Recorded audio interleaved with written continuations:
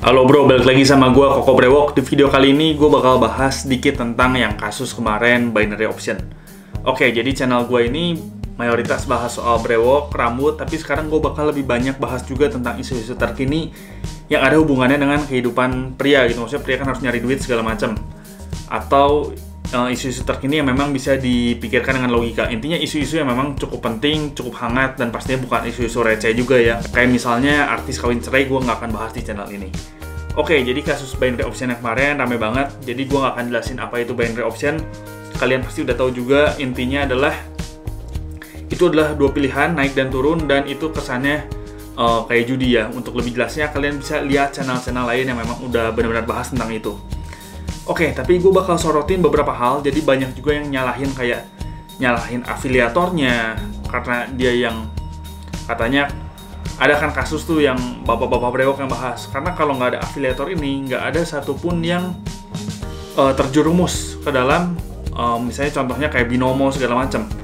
Di situ gue sebenarnya nggak setuju ya, dan gue punya beberapa poin tentang sudut pandang gue tentang kasus ini. Yang pertama, menurut gue sebenarnya kayak aplikasi kayak gini, afiliasi kayak gini, tawarin kayak gitu sebenarnya menurut gue adalah mirip dengan Squid Game.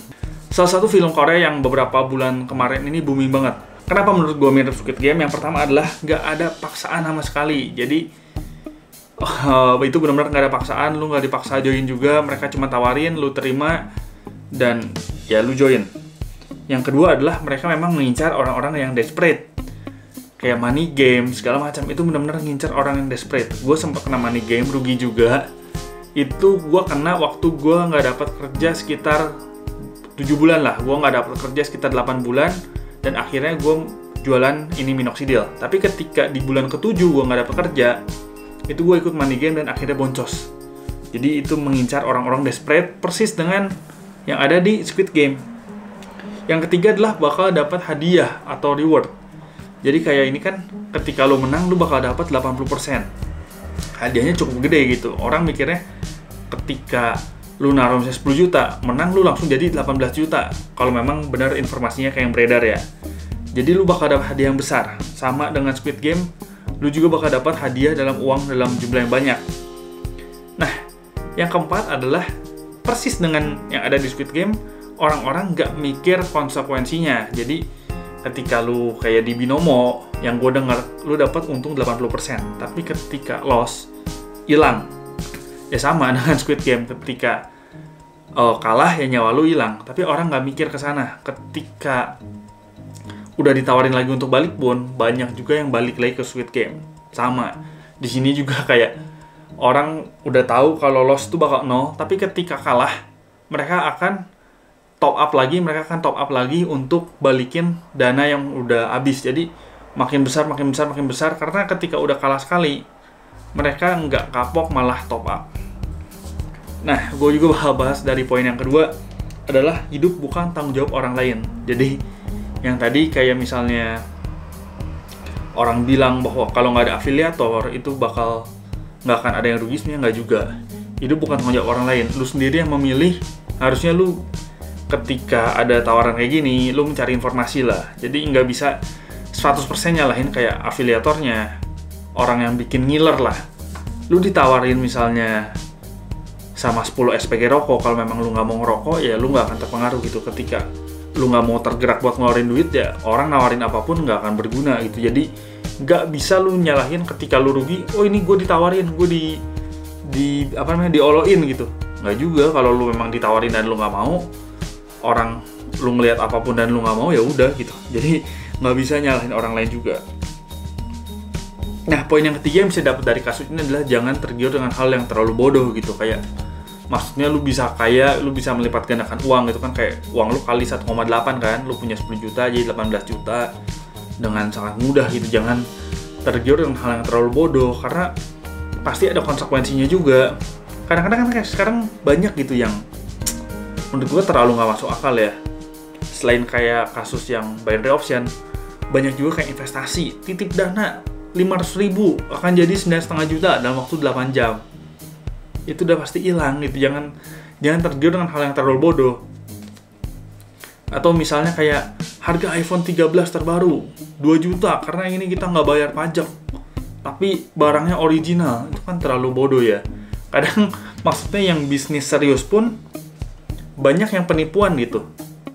Bayar kelas belajar 3 juta, free konsultasi, pertanyaan apapun akan dibalas, join Facebook.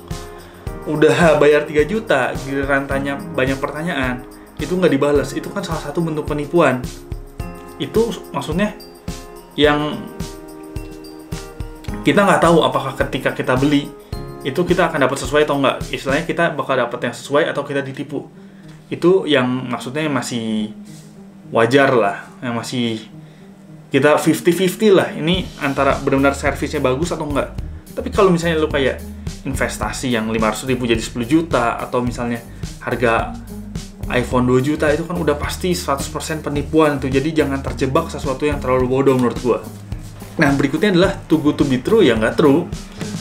Kalau lu lihat kayak yang sekarang orang-orang terlalu cepet kaya atau terlalu keren, itu nggak benar gitu. Orang dari tuh lihat ya, salah satu yang mungkin orang sebut afiliator,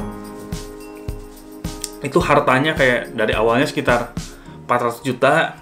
Ya, anak seumuran gue punya 400 juta atau lebih muda ya masih mungkin lah. Punya 400 juta, tiba-tiba mendadak dalam waktu 2 tahun bisa jadi ratusan miliar. Itu kan kayak gak masuk akal gitu. Lu bukan pengusaha jarum, lu bukan bank BCA gitu, lu bukan perusahaan-perusahaan yang gede-gede, dan dalam waktu 2 tahun lu bisa ngasilin ratusan miliar. Itu kan gak mungkin ya.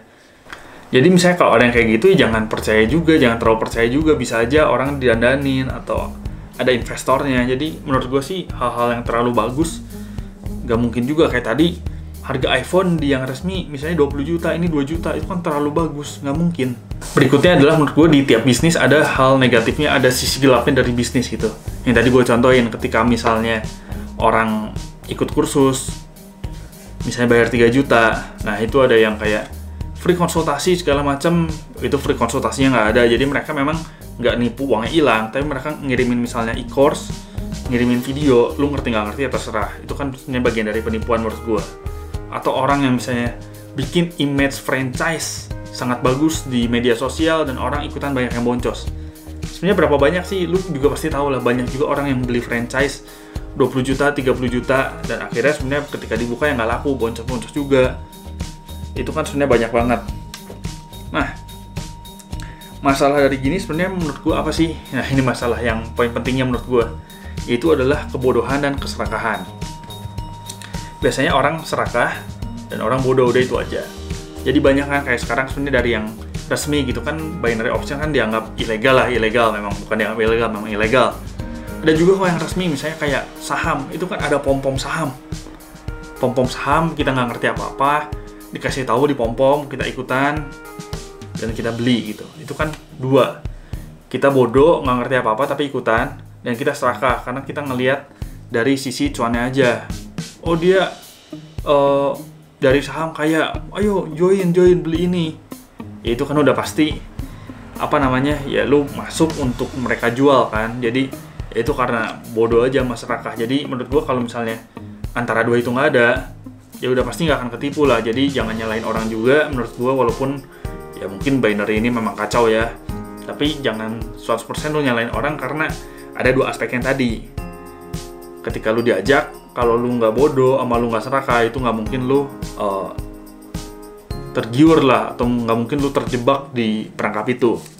Nah, gue bakal bahas sedikit juga tentang si afiliatornya. Jadi sebenarnya banyak juga orang yang menurut gue kayak munafik sih di sini ya. Jadi orang ketika membongkar gitu ya, tapi yang ngebongkar itu pertama adalah mantan afiliator, dan yang kedua adalah dia memang bukan afiliator tapi dia promosi juga. Jangan sampai gini loh, orang udah dapat 5M tapi dia koar-koar bilang maling ke orang yang dapat 100M dan minta orang yang dapat 100M dari cara ini untuk mempertanggungjawabkan. Sementara lu udah terima 5M, ya memang lu udah tobat, tapi dari 5M itu lu ada pertanggungjawaban atau enggak. Jangan sampai maling teriak maling gitu istilahnya. Kecuali lu mau mempertanggungjawabkan juga dari 5M yang udah masuk gitu loh. Dan ada juga yang memang bukan jadi afiliator, tapi koar-koar terus. Koar-koar terus, seolah-olah ya, oh ini parah gitu. Padahal dia sendiri pernah mempromosikan Binomo. Jadi, lu juga udah dapat duit dari Binomonya gitu. Misalnya Binomo bayar ke lu untuk promosiin misalnya 20 juta, 30 juta. Lu udah makan itu juga. Dan mungkin ada juga orang yang walaupun nggak daftar dari link apapun, tapi bisa juga karena lihat lu promosiin Binomo, fans lu juga, itu jadi join Binomo langsung ke aplikasinya, langsung ke websitenya, itu bisa juga. Jadi, semua ada kepentingan lah. Gue bahas gini pun ya memang karena ini lagi rame juga. Gue nggak munafik. Di sini ya memang lagi rame, ya mungkin bakal ada traffic juga, gue nggak tahu. Nah, dan yang terakhir adalah apakah ini bisa diberantas atau enggak? Menurut gue nggak bisa diberantas, karena yang tadi, ini tuh dari zaman dulu udah banyak lah bisnis-bisnis kayak gini, atau udah banyak penipuan-penipuan. Tinggal lu nya aja, jangan serakah dan jangan bodoh. Dari zaman dulu kan banyak tuh, kalau misalnya kalian pernah dengar cerita gitu, misalnya kayak di kampung-kampung, haji-haji ketipu gitu ya, penggandaan uang, dukunnya bilang, oh ini ilmunya nggak bisa untuk gandain uang sendiri, biasanya gandain uang orang, terus ya uangnya dibawa kabur lah. Sebenarnya dari dulu udah banyak banget. Atau misalnya kayak koperasi-koperasi yang ngasih bunga jauh di atas deposito misalnya 3%, 4%, ini koperasi ngasih 14%, itu kan sebenarnya udah nggak masuk akal. Jadi dari zaman dulu menurut gue udah banyak banget, dan ini kata gue nggak bisa diberantas ya. Tinggal lu nya aja pintar-pintar, jangan terlalu serakah. Kalau misalnya terlalu berlebihan, ya jangan mau lah. Kecuali misalnya memang bedanya sedikit dan masih masuk akal segala macem, ya itu bisa kalian pertimbangkan. Oke, jadi videonya segini aja. Semoga membantu. Gue Koko Brewok pamit dulu.